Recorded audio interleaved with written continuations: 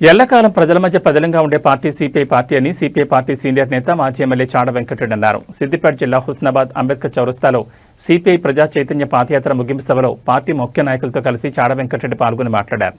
హుస్నాబాద్ నియోజకవర్గంలోని గౌరవేల్ ప్రాజెక్టు భూ నిర్వాసితులకు ఎవరికైతే పరిహారం ఇవ్వాల్సి ఉందో వెంటనే వారికి పరిహారం ఇవ్వాలని రాష్ట్ర ప్రభుత్వం డిమాండ్ చేశారు. ప్రాజెక్టు భూ నిర్వాసితులకు ఉదారంగా నష్టపరిహారం ఇవ్వాలని, లేకుంటే సెప్టెంబర్ ఆఖరులో సిపిఐ పార్టీ ఆధ్వర్యంలో ఉద్యమం చేస్తామని అన్నారు. గౌరవేల్ ప్రాజెక్టు మంజూరు చేయించింది సిపిఐ పార్టీనని, పూర్తి చేయించే బాధ్యత కూడా సిపిఐ తీసుకుంటుందన్నారు. పార్టీ తరఫున గౌరవేల్ ప్రాజెక్టు భూ నిర్వాసితులకు అండగా ఉంటామన్నారు.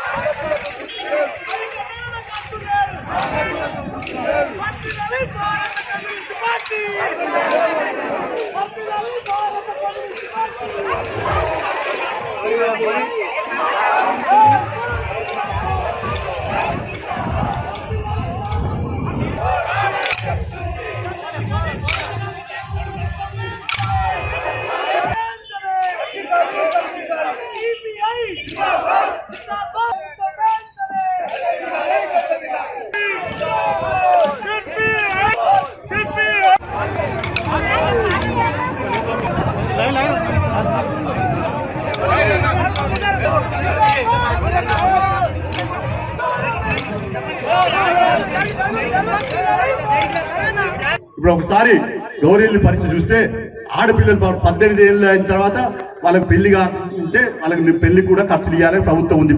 ఇది వీళ్ళ ప్యాకేజీలు, పునరావాస ప్యాకేజీలు. కానీ అది కూడా ఇవ్వకపోతే నేను హరీష్ రావు దగ్గర తీసుకుపోయిన వాళ్ళందరినీ ఆడపిల్లలు పాపం 2-3 సార్లు ప్రయత్నం చేసినాం. కొంతమందికి వచ్చినాయి, కొంతమంది రావు. దీంతో ఆలోచించాలా. ఈ సభ ద్వారా చెప్తా ఉన్నాం ముఖ్యమంత్రి రేవంత్ రెడ్డి గారికి, ఉత్తమ్ కుమార్ రెడ్డి గారికి, పొన్నం ప్రభాకర్ గారికి, ఏదేమైనా గౌరెల్లి అలాగే గండిపల్లి ఈ తర్వాత ప్యాకేజీలు ఇవన్నీ కూడా పునరావాస ప్యాకేజీ ఎవరికైతే వాళ్ళకి ఇచ్చేది అవన్నీ ఇప్పించాలా, ఉదారంగా ఇవ్వాలి. మరి వాళ్ళకి నష్టపోయిన ఆదుకోవాల్సిన అవసరం చెప్పేసి కూడా తెలియపరుస్తాం. లేదు ఇవ్వకపోతే చూస్తాం, నెల రోజుల దాకా చూస్తాం. సెప్టెంబర్ ఆఖరిలో ఇక యుద్ధమే. ఏదేమైనా గౌరెల్లి కాంచెల్లి గండిపల్లి గారు స్టార్ట్ చేస్తాం, మొత్తం తిరుగుతాం, పాదయాత్ర చేస్తాం. నాతో సహా మేము అందరం నాయకులు అంతా కూడా కలుస్తాం. ఏదైనా మళ్ళీ ఆనాడు మంజూరు చేసింది మనమే, పూర్తి చేసేది కూడా ఎర్రజెండా పార్టీ సిపిఐ పార్టీ అనే విషయాన్ని ఈ సందర్భంగా తెలియపరుస్తూ అటువైపున ప్రయాణం వస్తావంటేనే జరుగుతాయి. కమ్యూనిస్ట్ పార్టీ మీకు అండగా ఉంటది.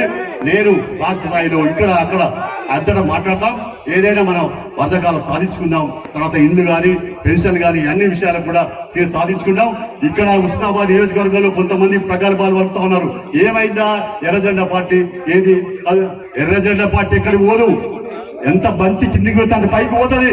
అలాగే ఎర్రజెండా పార్టీ సజీవంగా ఉండే పార్టీ, ఎల్లకాలం ప్రజల మధ్య ఉండే పార్టీ మరి సిపిఐ పార్టీ.